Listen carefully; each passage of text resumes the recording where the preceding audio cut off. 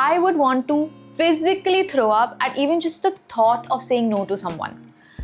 Honestly, I think I desperately just wanted to be liked. I didn't want to cause any commotion. I didn't want to be trouble, basically. So that means I would just comply with everything and have a really tough time saying no to people. But I'll tell you what, the people who never say no almost always end up feeling drained, exhausted, and we end up liking ourselves also less because we're so focused on getting others to like us. Crazy thought, right? Couldn't be me anymore, and I swear to God, I'm taking you also out of this guilt trip.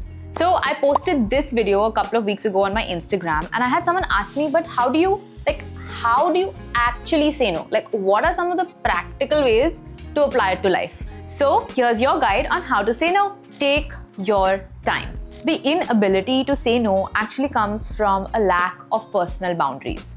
And of course, our knee-jerk reaction to a question or a request can be yes, or even like a hesitant yes.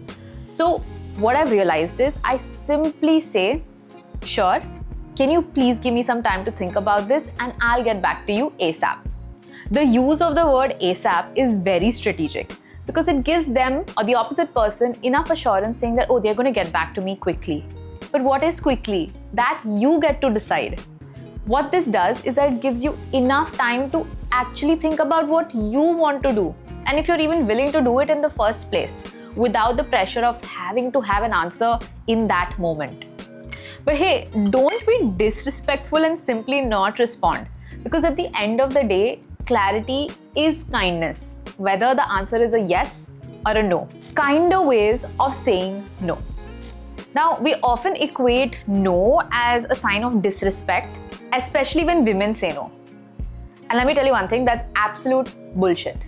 When you maintain and respect your boundary, it may come off as disrespectful to the opposite person, especially if they don't know how to respect and maintain boundaries. So obviously they're going to think it's disrespect, right? And so they project onto you and call you names. And यहाँ पे कोई दूध का धुला नहीं है. This is a two-way road.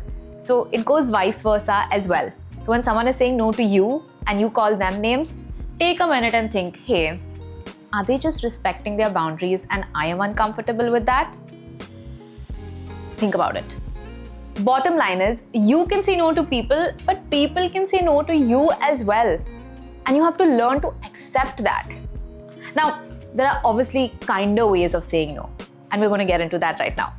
But as a recovering people pleaser, I want to say no and I want to say it nicely and kindly. I don't need to be an ass about it. So recently someone reached out to work with me, but we couldn't align because budgets. However, what I really liked about the conversation was I was able to put forth what I wanted, draw my boundary, thank them, and end it all on a positive note. And that's all it takes. So basically, start with a positive, write down what you're comfortable with or not comfortable with, and then say yes or no. In this case, it was a no. And this formula works brilliantly, be it in my professional life or personal, and it's a good formula. And this brings me to the most important point. Saying no doesn't mean opportunities will stop coming. My biggest fear when it comes to saying no, especially at work, was the fact that if I started saying no, people would no longer come to me for work or opportunities. And it was a fear-based mindset, and truth be told, I still do feel like that from time to time. Because in my head, it was like something is better than nothing, right? So I might as well just do this XYZ task or work. But what I didn't realize was that this something was only leading to me feeling supremely exhausted, sometimes mentally, physically, emotionally, or all of it. And let me tell you, it's not worth it. Unlearning your fear of saying no. So how you train your muscle to see some definition? Saying no is the same thing. You have to train it. Saying no takes practice, unlearning, and then relearning. So start small. Say no to things that make you uncomfortable. Say no to people who make comments about you. Say no to places that don't respect you. Start saying no slowly and respectfully. I'm going to give you actual examples of how to say no. So you might want to take a screenshot. Sometimes no is not enough. And this is where you can actually bring out the big guns and tell people to because to be honest, some people just don't get a hint. So I had a guy in my DM He reached out to me, messaged me, said some nice things. I said, hey, thanks. I'm happily dating, so this is not going to happen. He acknowledged, he appreciated, and then he still continued to like comment. And I'm like, why? The funny thing is, I ignored it a couple of times because I still felt uncomfortable drawing my boundary. And then I thought, why am I feeling uncomfortable drawing my own boundary to a stranger? Whack. So eventually I did tell them to, but nicely. And then it hit me that even after all this time, saying no takes practice. It is just a muscle that you have to keep training.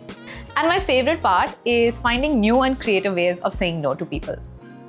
And remember, no is a full fucking sentence.